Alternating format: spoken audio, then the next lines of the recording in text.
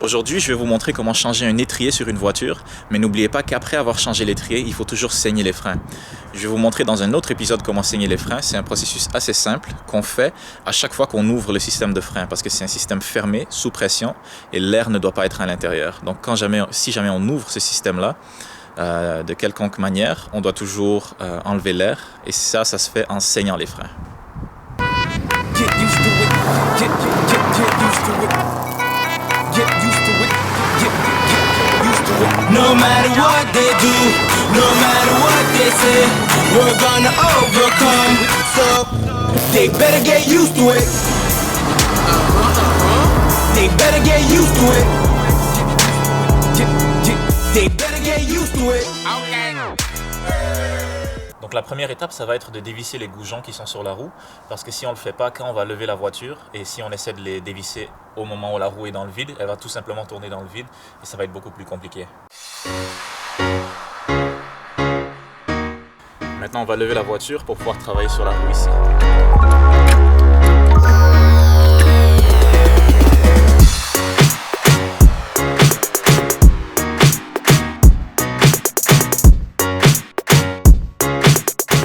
Maintenant finir le travail avec les goujons.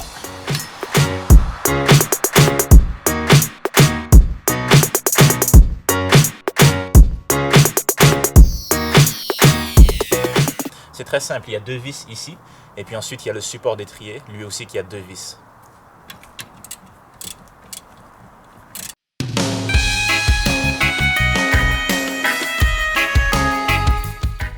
Maintenant qu'on a enlevé les deux vis, on peut juste enlever l'étrier. Le voilà, il est juste ici. Maintenant, il ne reste plus que le support à étrier qui est ici. Encore une fois, c'est deux vis en arrière, le même principe.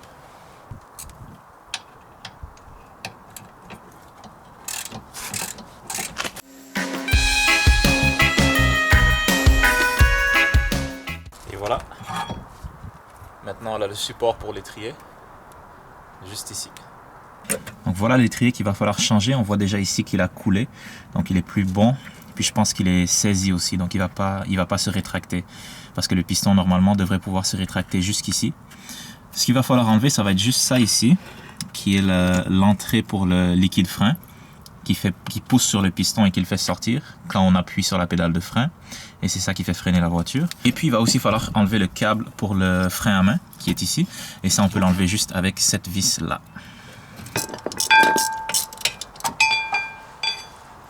Donc maintenant qu'on a enlevé la vis ici, on peut enlever le petit ressort qui est là, qui retient le câble.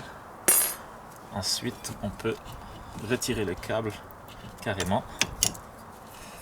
Puis maintenant, tout ce qui reste, ça va être de séparer ce support ici avec l'étrier lui-même.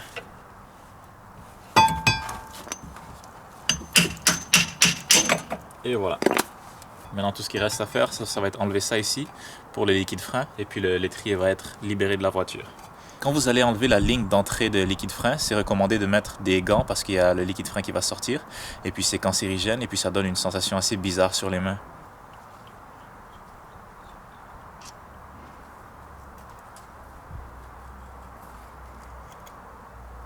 Et voilà. Voilà l'étrier. Ici, il y a un petit joint en cuivre et puis il y en a un autre qui vient de l'autre côté par-dessus. Donc les deux là, il ne faut pas les perdre, mais très souvent, si vous avez un nouvel étrier, ça va venir avec. Donc voici le nouvel étrier. On va commencer par enlever le support, le mettre sur la voiture et puis après, on va attacher l'étrier au complet.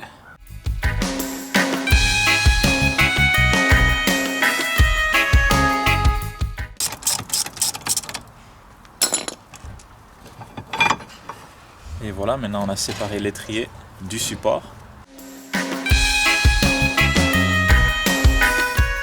Et voilà, maintenant le support est sécurisé. On peut remettre le câble pour le frein à main.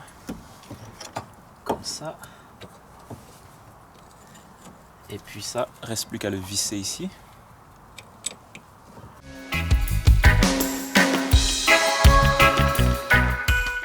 Une fois que le câble à frein à main est attaché, on peut remettre le ressort.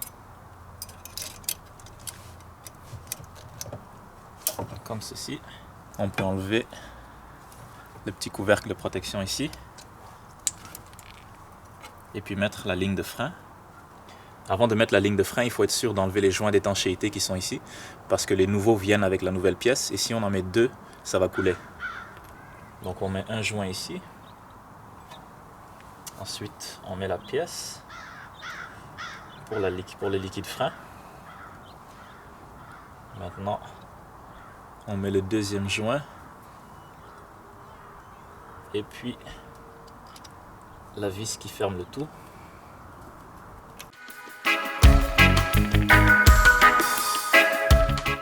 Maintenant, tout ce qu'il reste à faire, c'est de remettre l'étrier ici et puis de le visser carrément sur le support.